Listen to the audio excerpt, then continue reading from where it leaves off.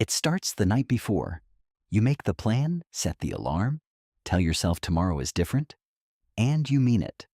That's the part nobody talks about honestly. You genuinely mean it. The intention is real. The commitment feels solid in a way that previous commitments haven't quite felt. Tomorrow you start, and then tomorrow arrives, and the alarm goes off. And something happens in the gap between the intention you made last night and the action that's required right now.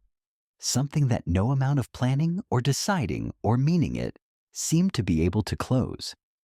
The plan survives contact with the evening version of you and dissolves on contact with the morning one. And you spend the rest of the day negotiating with yourself about when you'll start. And the negotiation goes the way it always goes. Nabang.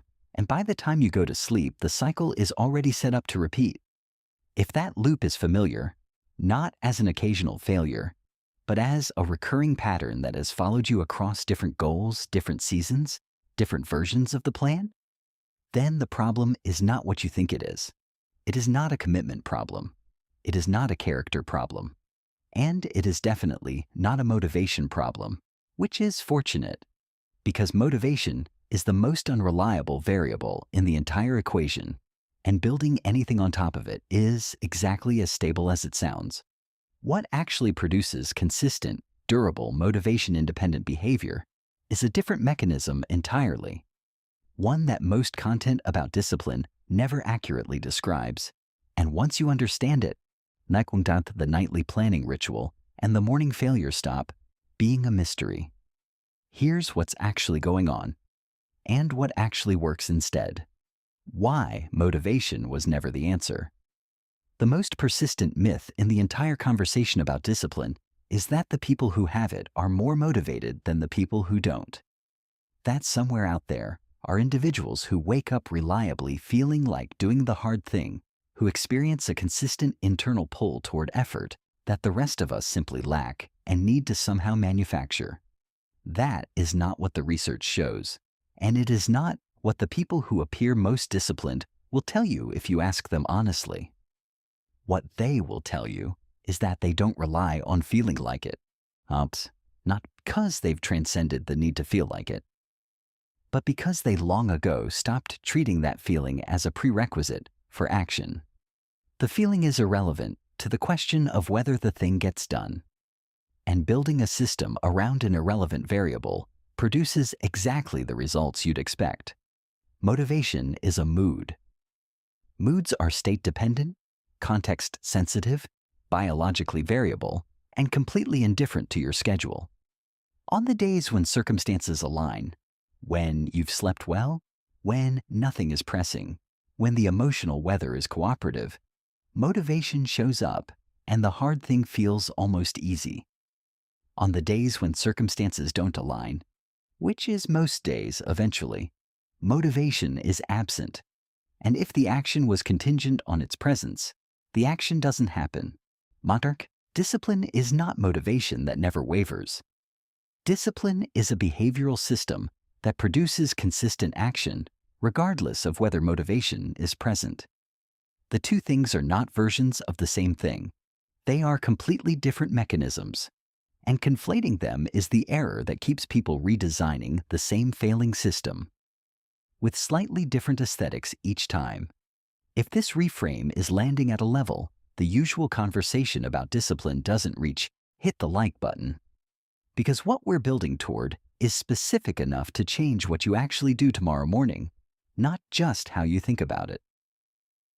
What discipline actually runs on? If motivation is the wrong foundation, the question becomes what the right one is.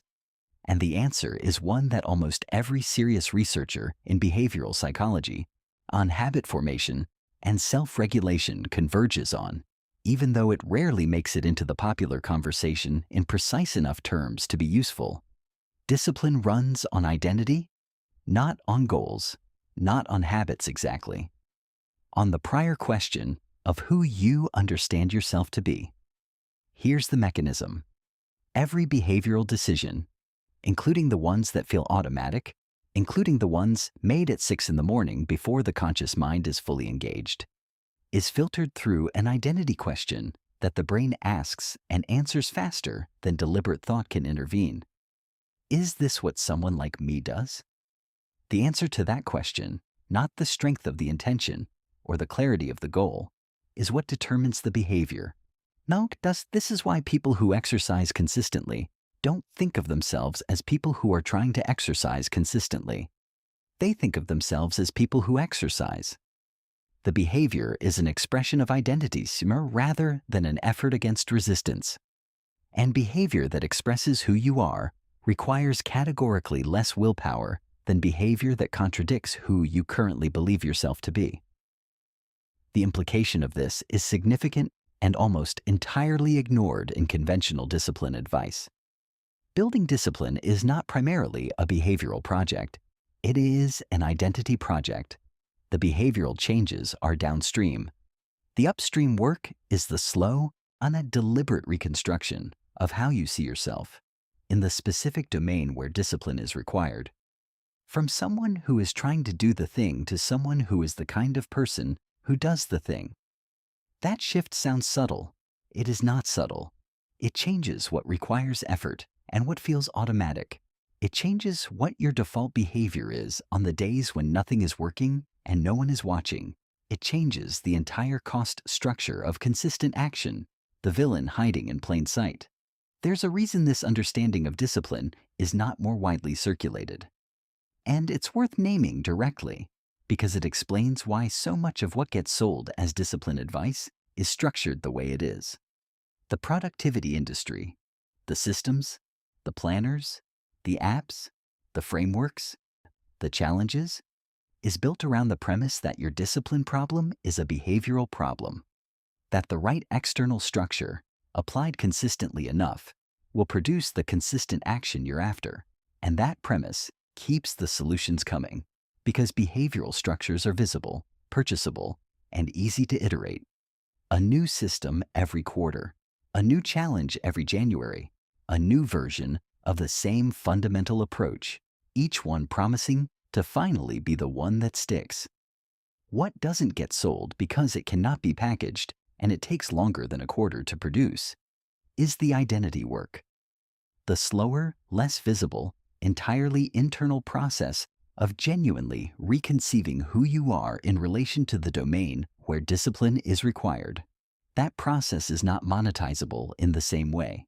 It doesn't produce a product, but it doesn't have a 30-day version, and so it stays mostly absent from the conversation, leaving people in a cycle of purchasing the next behavioral solution while the identity level question goes unaddressed and unchanged. You have not been failing at discipline. You have been applying behavioral solutions to an identity problem. The results were predictable, and they were not your fault. Save this video. Because what comes next is the specific process, how the identity shift actually happens, what it requires, and what the behavioral architecture that supports it genuinely looks like. This is the part worth returning to when the next morning rolls around and the gap opens up again. How the identity shift actually happens. Here's where it gets practical in a way that is different from the usual practical. Because the identity shift is not produced by deciding to see yourself differently. If it were that simple, it would already have happened. Identity is not updated by declaration. It is updated by evidence, and evidence is produced by action, which creates a sequencing problem that needs to be solved carefully. The solution is not to wait until you feel like the person before you act like the person. It is to act like the person at the smallest possible scale immediately and use the evidence of that action to begin updating the identity in increments too small to trigger the resistance that larger commitments produce. This is what behavioral researchers call the minimum viable identity action. Not the full version of the behavior, the smallest possible version that still counts as being the kind of person who does this. Well, not the hour workout, the 10 minutes, not the full chapter, the paragraph, not the perfect morning routine, the one thing done before the negotiation begins. The action is not the point in itself. The action is evidence. Evidence that the identity claim has at least a small basis in reality. And small bases in reality, accumulated consistently, are how identities actually change. The critical rule is this: never miss twice. Not because one miss is catastrophic, it isn't, but because the second miss begins to update the identity in the wrong direction. One miss is an anomaly. Two misses is the beginning of a pattern, and the nervous system, which is tracking patterns constantly, begins to adjust its answer to the question, is this what someone like me does? Based on what it observes you actually doing, not what you intend to do. One miss, and you return without drama, without the spiral of self-criticism that turns a skipped session into a 3-week derailment, without the negotiation about whether the whole thing was a good idea in the first place. You return because that is what the kind of person you are building toward does. They miss sometimes. They return without making the miss mean more than it does. This is the insight that tends to reframe everything, and the one most worth sitting with after this video ends. The people who appear most disciplined are not the people who never fail. They are the people who have developed a particular relationship with failure, one where it does not trigger an identity crisis, where it does not become evidence of a fundamental deficiency, where it is simply an interruption to a pattern that resumes because the identity underneath it is stable enough to resume from. That stability is what you're building, not perfect consistency. Stable identity that produces reliable return, and those are completely different projects with completely different timelines. And the second one is actually achievable. The people worth sending this to are the ones you've watched cycle through the same pattern. The strong start, the inevitable miss, the spiral, the reset, the strong start again. Who have concluded by now that discipline is something other people have, and they don't. Because this reframe is the one that breaks the cycle at the level the cycle actually lives at, not the behavioral surface, the identity underneath it, what the architecture actually looks like. There is one more piece worth naming before the close, because understanding the identity mechanism without understanding the environmental architecture that supports it leaves the project half-built. The identity shift happens faster and holds more stably when the physical environment consistently cues the new identity, rather than the old one. This is not about willpower, and it is not about motivation. It is about the fact that the brain is a pattern recognition machine that responds to context cues automatically, below the level of conscious decision-making. The environment you are in is constantly telling your behavioral system what the default action is, and default actions are what discipline actually runs on. This means the single most leveraged thing you can do, more leveraged than any planning system, any accountability structure, any motivational framework, is design your immediate physical environment to make the identity-consistent behavior the path of least resistance and the identity-inconsistent behavior the path of most resistance. Not impossible, just slightly harder than the alternative. Because on the mornings when nothing is working, the behavior that wins is almost always the one that requires the fewest decisions to initiate. Remove the friction from the behavior you're building toward. Add friction to the behavior you're building away from. Do this before the moment of decision, not during it. Because during the moment of decision, you are already negotiating, and negotiation, as you already know, goes the way it always goes. There is a video on this channel that goes directly into the environmental design and identity architecture that underlies long-term behavioral change, the specific conditions under which new identities consolidate and old patterns lose their grip. That is the next layer of what we covered today.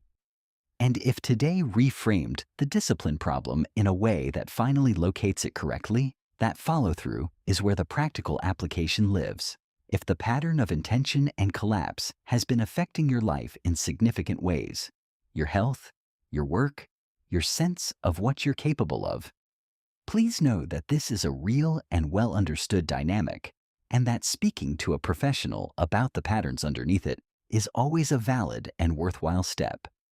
Drop a comment with the specific goal that has survived the most failed restarts, the one you keep coming back to, keep meaning to begin, keep setting up to try again. Those responses do something important for everyone watching who has been concluding that the repeated return is evidence of weakness. It is not. It is evidence of something that still matters. And what still matters is always worth one more attempt on a better foundation. Don't forget to subscribe, and as always, thanks for watching.